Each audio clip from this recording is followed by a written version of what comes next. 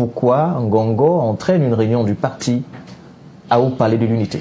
Vous êtes avocat. Si je voulais faire une petite comparaison, je pense que dans leur esprit, ils ont dû se dire que il arrive parfois que en France, le président de la République, ça s'est vu sous les derniers présidents, qui reçoivent parfois les majorités dont ils sont issus. Bon, sauf que là, vraiment dans le cas qui nous concerne, j'avoue que pour moi tout est faux, pratiquement. Tout est faux. Nous avons tous glosé souvent sur le champ des attributions du secrétaire général à la présidence de la République.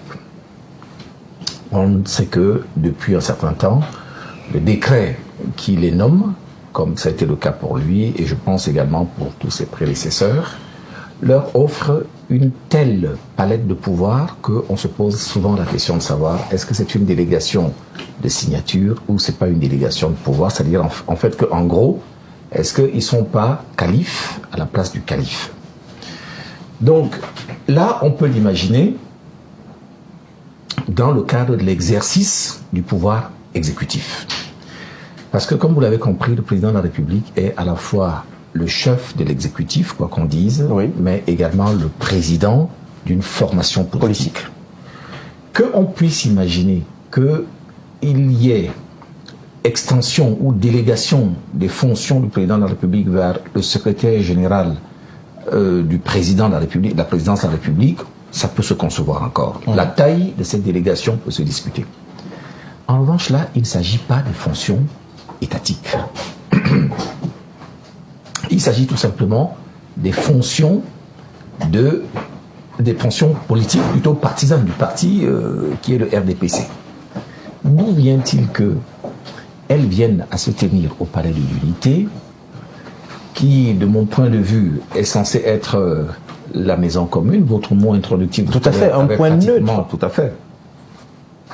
Tout indiqué, à un moment sensible, où on est précisément en train de rechercher l'élection du président de la République. Et ce n'est pas le président de la République qui est l'élu, normalement. Celui qui se présente devant le peuple, c'est le secrétaire général, c'est-à-dire un tiers.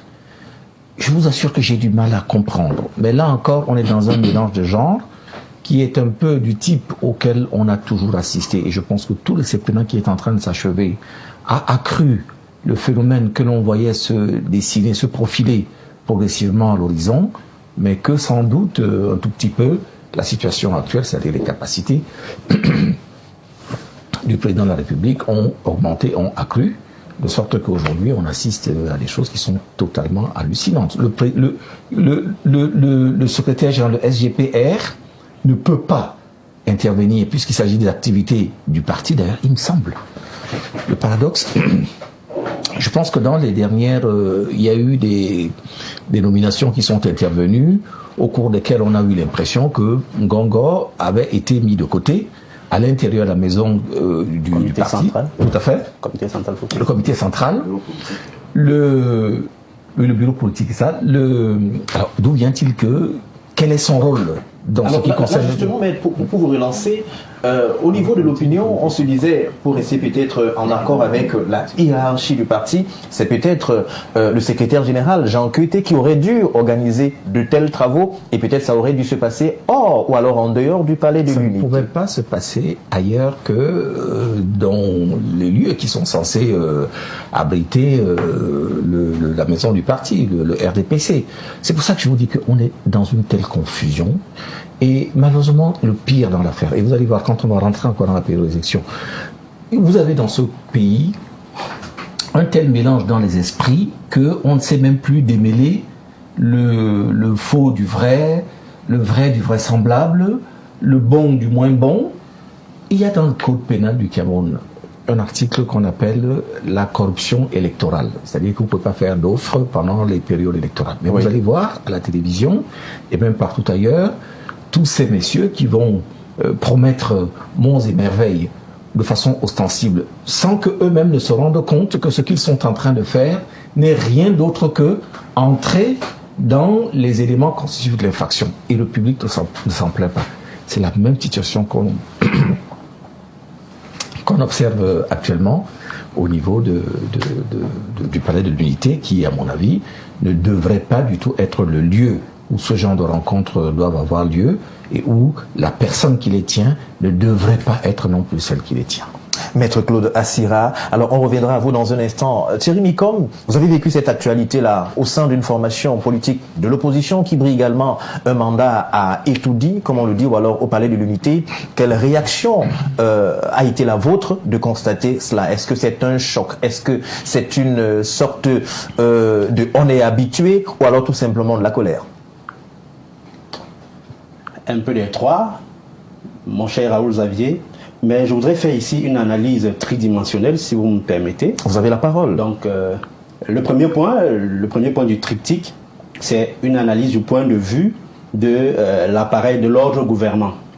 Alors, il n'aura échappé à personne, c'est un secret de Polichinelle, c'est une lapalissade carrément, de savoir qu'un certain nombre de ministres de la République ont démissionné. Et les ministres de l'alliance de la majorité présidentielle se sont écartés, se sont désolidarisés de cette alliance il y a quelques jours.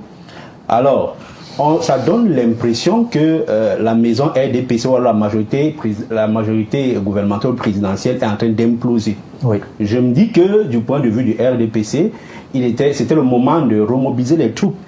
Il n'a pas échappé dans le même ordre d'idée qu'à l'intérieur du parti, il y a des voix dissonantes qui contestent la légitimité du candidat. On se souvient d'ailleurs cette candidature portée par Léon Télé Onana, qui estime justement qu'il a toute la carrure, la stature et, on va le dire, toute l'étoffe pour devenir président du parti. Exactement.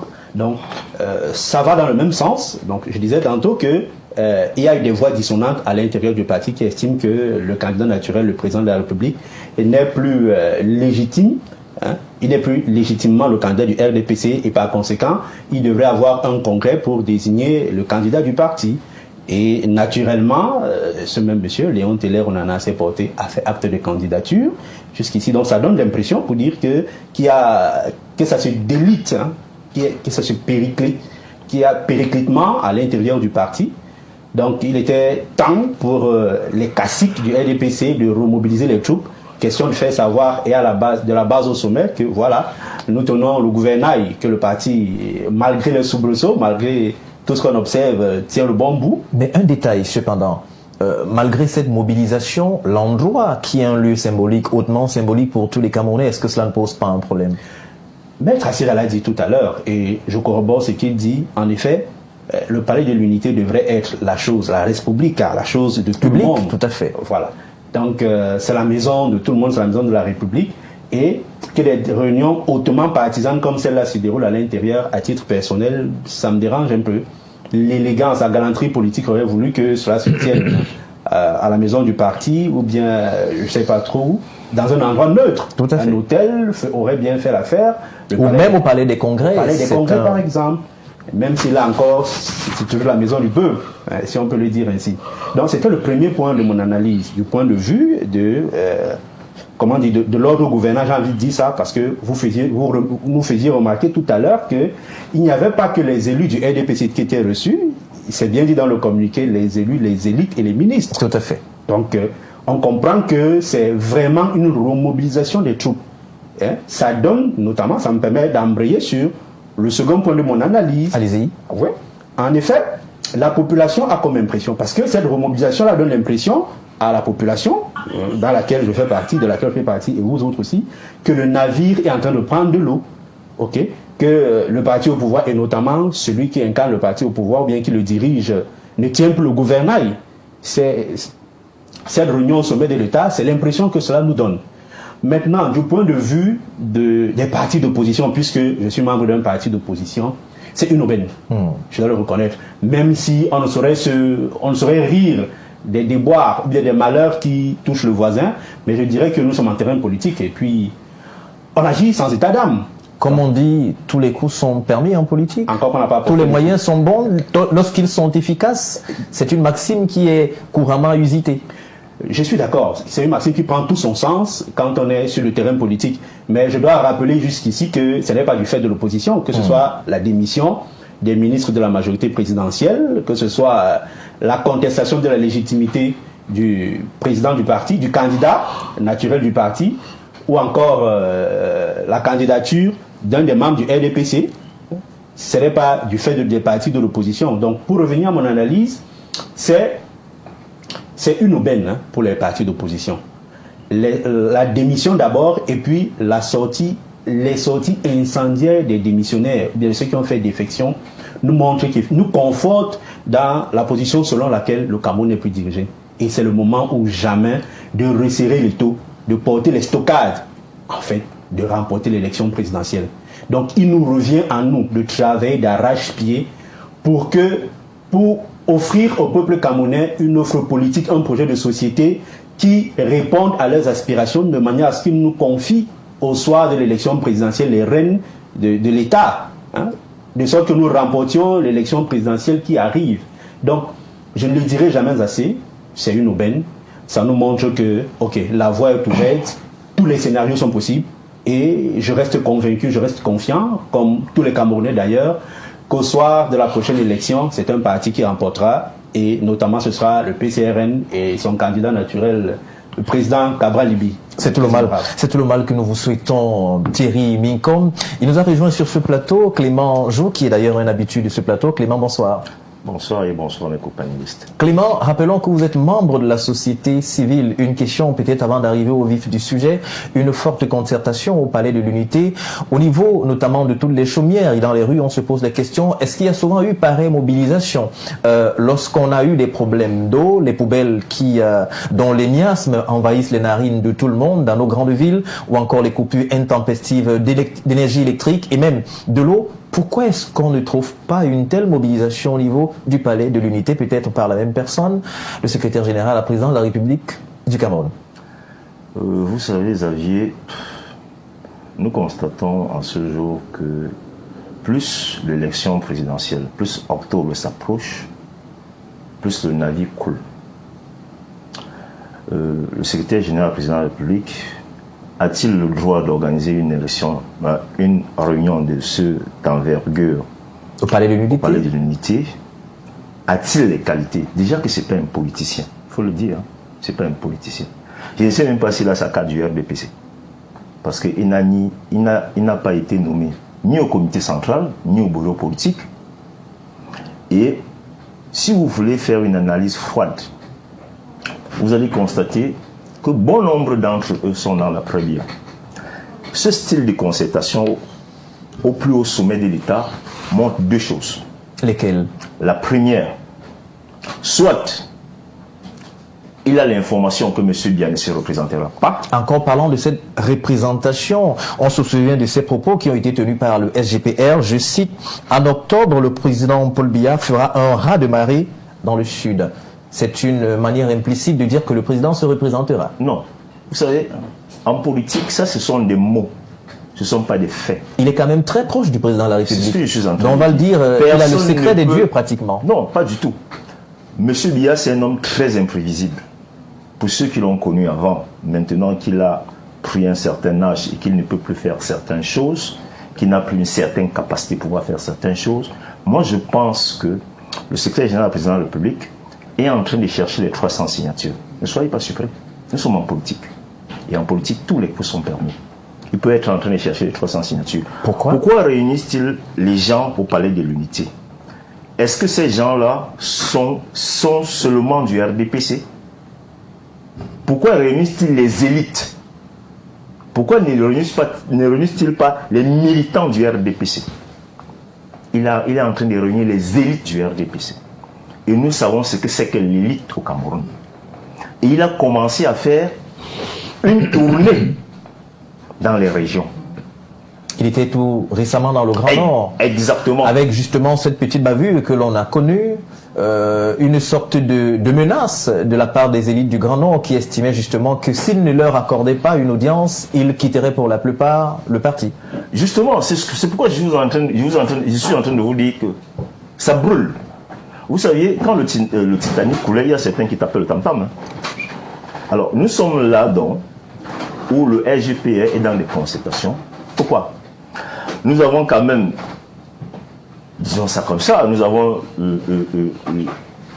il y a deux grands ministres qui faisaient partie de leur alliance, qui ont quitté le navire. vous avez M. Issa Chiroma, vous avez M. Bello. Et il ne faut pas oublier que Issa a grandi pratiquement dans le salon d'Aïdjo. Avant de partir en France pour ses études. Exactement, avant de rentrer en 1975. Il ne faut pas oublier que Bello était le premier ministre de Biya. Et Bello est allé en exil après le putsch manqué de 1984. Qui est au Nigeria. Il ne faut pas oublier que les deux ont fait la prison. Et il ne faut pas oublier exactement que le Grand Nord garde cette caillou dans leurs chaussures. Mais je rappelle aux partis d'opposition que ces deux turiféraires, c'est-à-dire M. Issa et M. Bello, il faut faire très attention. Parce que ce n'est pas parce qu'un militaire a enlevé la tenue qu'il ne sait plus tirer.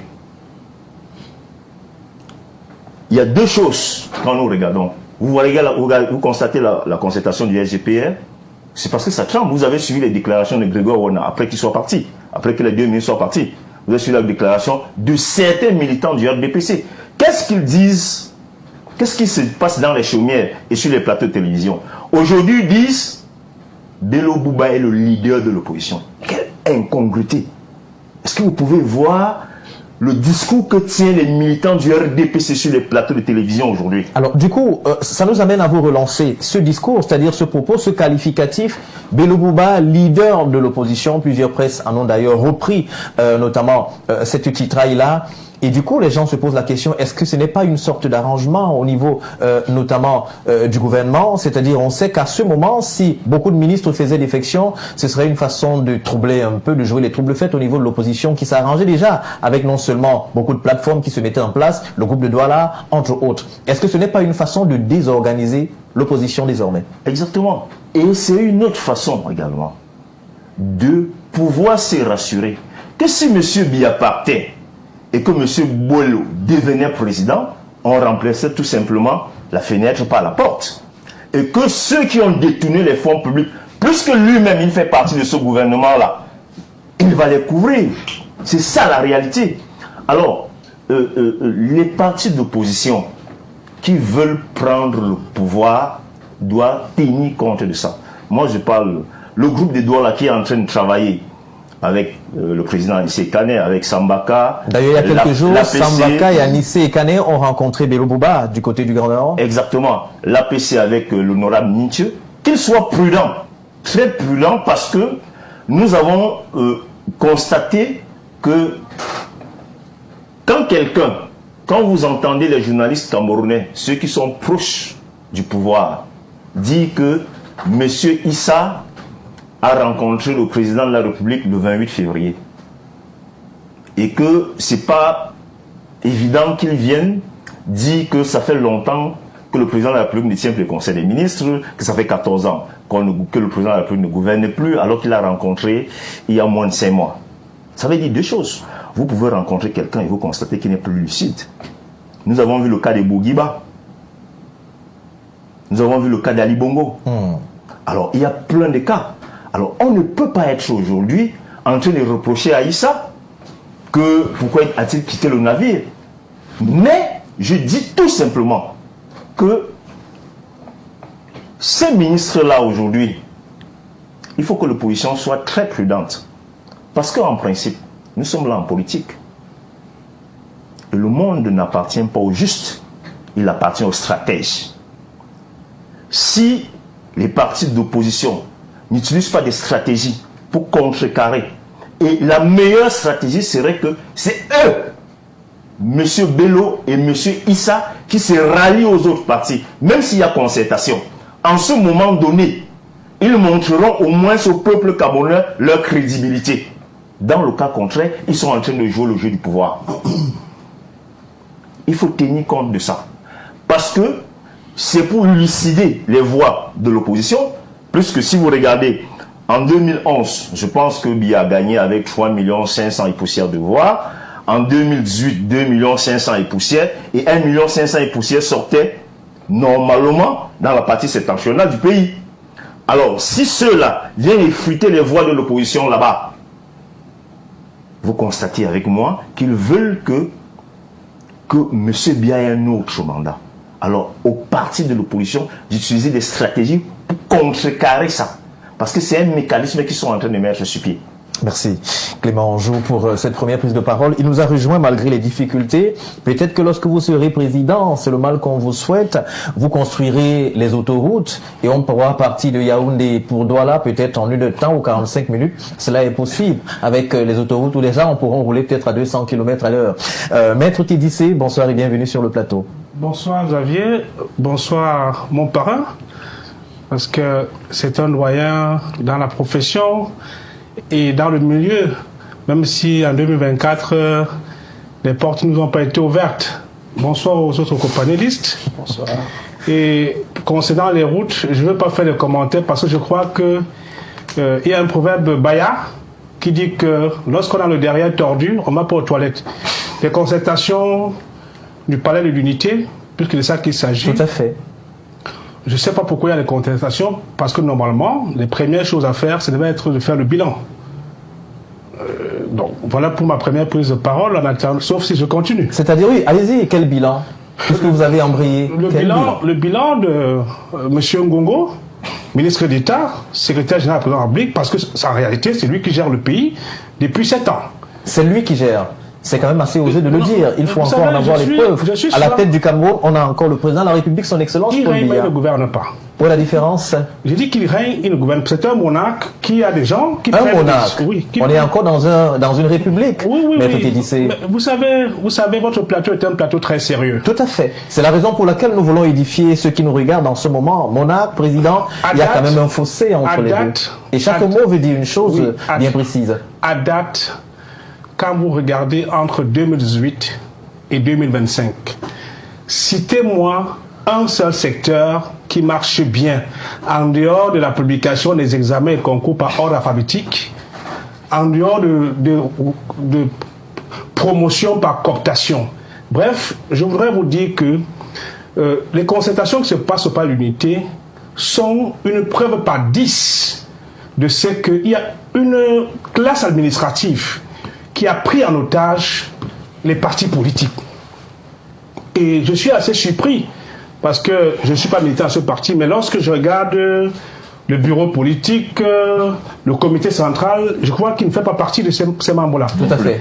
Et à cet effet, je voudrais m'interroger sur ceux qui sont sortis il y a quelques semaines pour gueuler sur tous les plateaux de télévision et dans les réseaux sociaux.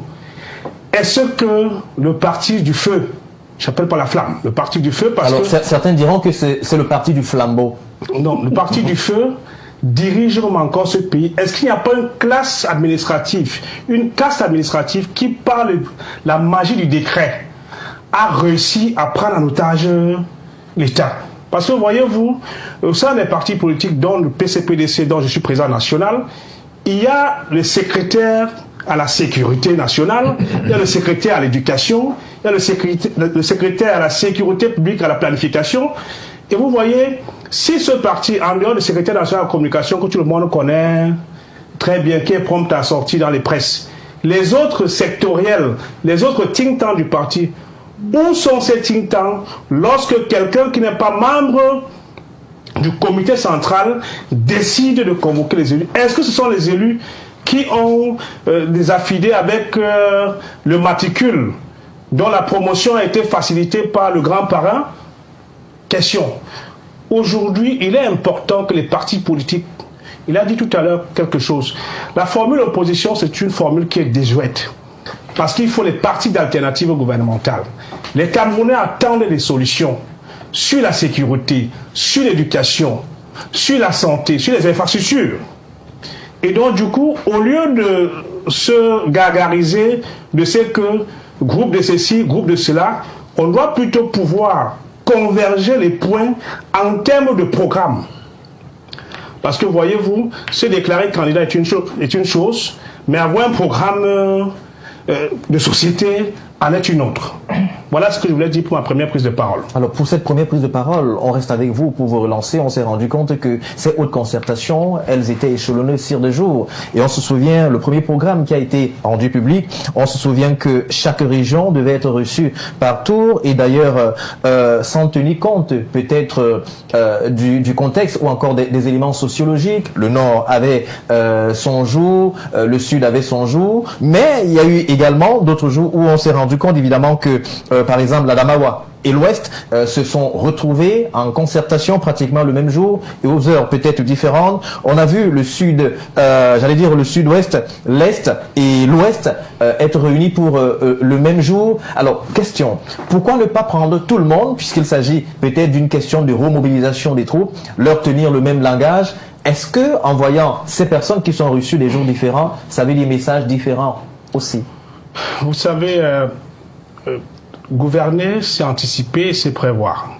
Et vous avez bien fait d'évoquer le fait que l'Adamawa et l'Ouest ont été reçus le même jour parce qu'au niveau de Marba, la Mapé, l'Ouest et l'Adamawa partagent une vaste zone. Vous avez les Tika qui tournent dans les deux sens pratiquement. Bref, je voudrais vous dire qu'à date, cette façon de gérer le pays par procuration, si on parle des affaires du parti de la Flamme, puisque vous avez dit que ce parti du flambeau, si on parle des affaires du parti de la Flamme, il est normal que ce soit les mandataires de ce parti. Et d'ailleurs, nous n'avons pas intérêt à ce qu'il y ait de l'instabilité dans les autres partis politiques. Parce que voyez-vous, quand on veut diriger une société, on s'assure que les corporations et tous les groupes sociaux sont stables. Parce que si vous êtes aux affaires et que vous avez le secteur des enseignants qui ne donne pas, le secteur des partis politiques qui ne donne pas parce que de temps à autre vous infiltrez quelques petits éléments pour perturber, vous ne pouvez pas gouverner. Le Cameroun a besoin aujourd'hui de la stabilité, de la concertation, mais une concertation qui va au-delà des hommes qui les incarnent. Parce que je voudrais m'interroger sur ces jeunes, ces cinquantenaires, ces soixantenaires qui pratiquement punissent un patriarche de cet âge qui a passé pratiquement toute sa vie aux affaires. La retraite n'est pas un crime. Il faut éviter le messianisme politique. Ne nous dites pas que Dieu avait envoyé le président Paul Biya. Sans lui, le Cameroun n'existera pas. Avant lui, il y avait le Cameroun. Pendant lui, il y a le Cameroun. Et après lui, il y aura le Cameroun. Et il est important de savoir que hypothéquer l'avenir de toute une nation en torturant un patriarche comme celui-là, on le laisser rentrer au village comme il avait lui-même indiqué. C'est vous qui le dites qu'on le torture. Écoutez, c'est un constat. C'est un constat. Vous savez, j'ai échangé encore il y a quelques jours avec un patriarche qui est de sa classe, qui le connaît très bien et qui a 85 ans, qui m'a encore répété hier matin quand j'allais au sport que franchement, lui, à ses 85 ans, il ne peut plus faire ce qu'il faisait quand il avait 21 ans. Donc, il a sa carte de vote, il n'ira pas le voter. Et les concertations qui sont faites là, vérifiez bien, tous ceux qui sont consultés sont en réalité dans ce qu'on appelle dans l'armée les chasseurs de l'air. Ils sont déconnectés avec la réalité. Beaucoup ne peuvent pas rentrer au village, tenir un langage sérieux. J'ai été très content qu'il y ait une modification dans la communication du Parti de la Flamme, où le professeur Abayomi Manasseh m'a dit ce matin qu'ils ont commencé à penser qu'il faut dire la vérité. La vérité. Oui. Avant, c'était le mensonge. Non, mais il a dit sur un plateau de Canal Presse ce matin qu'il faut commencer à dire la vérité. Et je leur dis, be truthful to what you say to people. Because people are suffering. We cannot continue under this type of condition where all sectors of the society are troubled. We need to pass on another movement. We have the Prime Minister, when le Premier ministre était au Nord-Ouest la dernière fois, il est parti, il est resté à Bamenda. Je l'aurais bien invité le Premier ministre à partir à Ndop, à Djakiri, à Kumbo. Oui, Ndop, c'est dans Ngogotunja. Oui. Je l'aurais bien invité, puisqu'il connaît mieux au sud-ouest également, il serait parti à Yoké, à Mouyouka, ou bien seulement à Bangem, passant par Tombel ou Emoji, pour savoir que prendre les caméras, aller montrer aux yeux du monde entier comment il y a un contrôle. Parce que vous avez, dans ces zones, il y a les zones vertes, il y a les zones clignotantes, il y a les zones oranges.